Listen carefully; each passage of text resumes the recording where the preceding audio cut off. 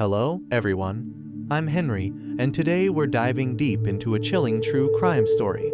It's often said that bad things happen to good people, and unfortunately, our story today is a stark reminder of this harsh reality. Our story revolves around an 18-year-old boy from Bangladesh named Sadiq. Full name, Shibli Sadiq Hridoy. Sadiq was known for his honesty and hard work, but tragically, it was his honesty that cost him his life.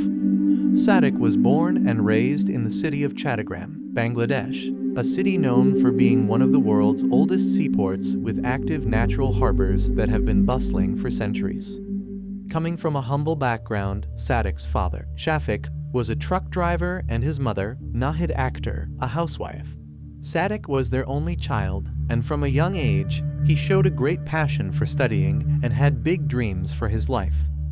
To fulfill his dreams and support his family, Sadiq started working at a nearby poultry farm at a very young age. The money his father earned was barely enough to cover their household expenses, so Sadiq took it upon himself to earn his college fees.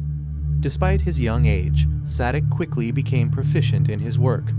His dedication and hard work didn't go unnoticed, and he was promoted from a regular worker to a manager at the poultry farm.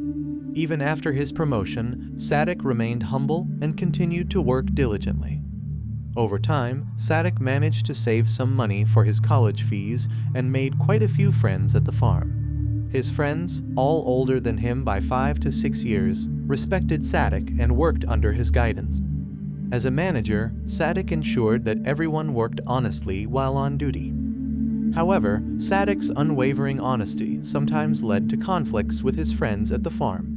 These conflicts, though not major, were usually resolved within the farm premises. Besides his work and studies, Sadiq led a simple life, free from distractions. He was always punctual and made sure to return home before it got too dark. On the morning of August 28, 2023, Sadiq left for work as usual. But as the evening rolled in, Sadiq didn't return home. His parents, initially thinking he was held up at work, grew increasingly anxious as the hours ticked by. Between 11:30 and midnight, they tried calling him several times, but Sadiq didn't pick up something that had never happened before. As the night wore on with no sign of Sadiq, his parents' worry turned into fear. They tried calling him again the next morning, but there was still no answer. They even tried reaching out to the owner of the poultry farm where Sadiq worked, but his phone too was unreachable. Desperate for any information about their son, Sadiq's parents searched around their home and asked people near the poultry farm, but no one knew anything. Their worry turned into panic when they received a call from Sadiq's number on the morning of the 29th. However, the relief of seeing their son's number on the caller ID quickly turned into dread when they heard Sadiq's panicked voice on the other end. Sadiq revealed that he had been kidnapped and had been in a car for the last 12 hours. He said he was being beaten and was hiding while talking to them. Before he could say more, the call was abruptly disconnected. Now knowing their son had been kidnapped, Sadiq's parents were frantic. Sadiq's mother, Nahid Akhtar, tried calling her son back repeatedly, but the calls were being cut from the other end. Just as she was about to go to the police to file a complaint, she received another call from the same number. But this time, it wasn't Sadiq on the other end. The stranger on the phone revealed that Sadiq was in their custody and demanded a ransom of 1.5 million taka for his safe return. For your information, taka is the currency of Bangladesh. Sadiq's family, who were very poor, started gathering money. They asked relatives and neighbors for help, but by August 31, 2023, they had only managed to gather 2 lakh taka. When the kidnappers called again demanding the money, Sadiq's parents confessed that they couldn't gather the full amount. Surprisingly, the kidnappers compromised and reduced the ransom to 2 lakh taka. However, even this amount was too much for Sadiq's family.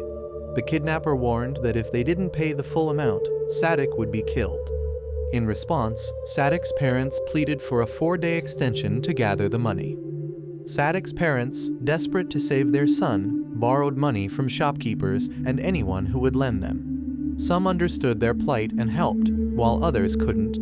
After 3 days of tireless efforts, they managed to gather 2 lakh Bangladeshi taka. On the afternoon of September 4th, the kidnappers called. They summoned Sadiq's father to a location near the Banderband district headquarters with the ransom money. They threatened him again, saying if he involved the police, Sadiq wouldn't survive. With their son's life hanging in the balance, Sadiq's parents didn't dare take any risks. Sadiq's father went to the location indicated by the kidnappers and handed over the ransom.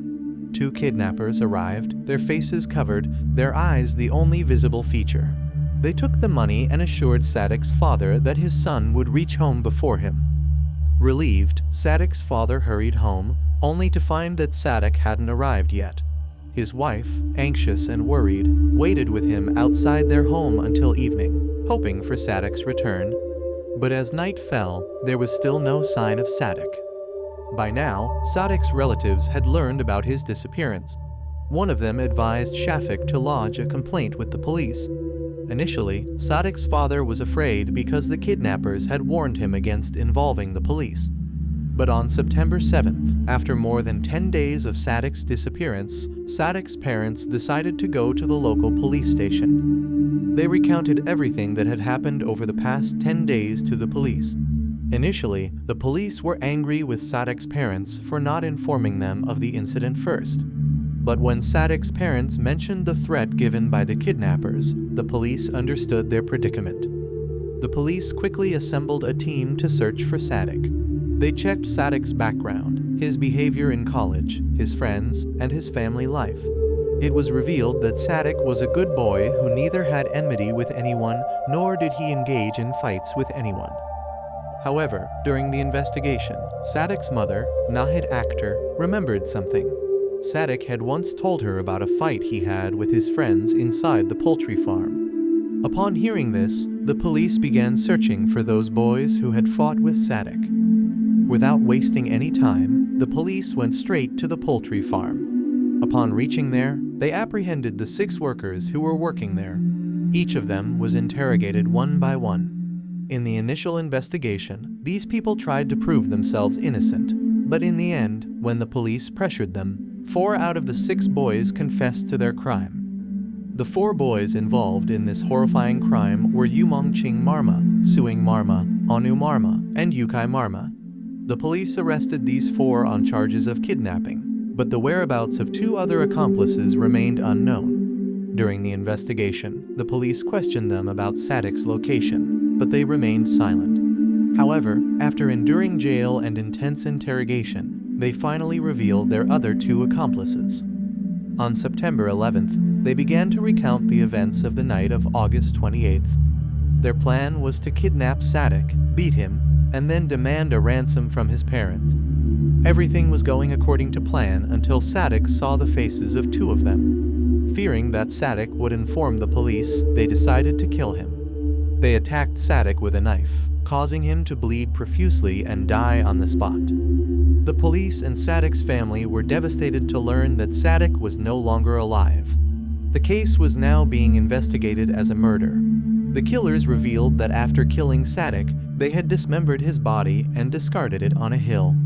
The police, accompanied by the killers, went to the hill and found some body parts. They found a body a little further away, but its face was so badly disfigured that they couldn't identify whether it was Sadiq or someone else. However, after examining the clothes on the body, its height, and some surrounding items, Sadiq's family confirmed that it was indeed their son. During custody, Yumongching Marma made several revelations in the Sadiq murder case. He stated that he had a good friendship with Sadiq, but they had a disagreement 2 months ago. After that, Yumongching decided to take revenge on Sadiq. He confessed to killing Sadiq with his own hands and even eating small pieces of his body afterward. This horrifying and shameful act sparked protests across the country. On the evening of September 11th, as the police were escorting the accused, the crowd snatched Yumongching from the police and beat him so severely that he died on the spot. The police managed to remove all the other accused with great difficulty and put them behind bars. Since then, there have been no updates on this case. If any new update comes in this case, I will inform you through a community post on my channel. However, Sadiq's parents lost a son who loved them dearly and was very serious about his future. With this, the Sadiq murder case comes to a close. If you appreciate our efforts, please like and share this video. If you haven't subscribed yet, please do so now. Thank you.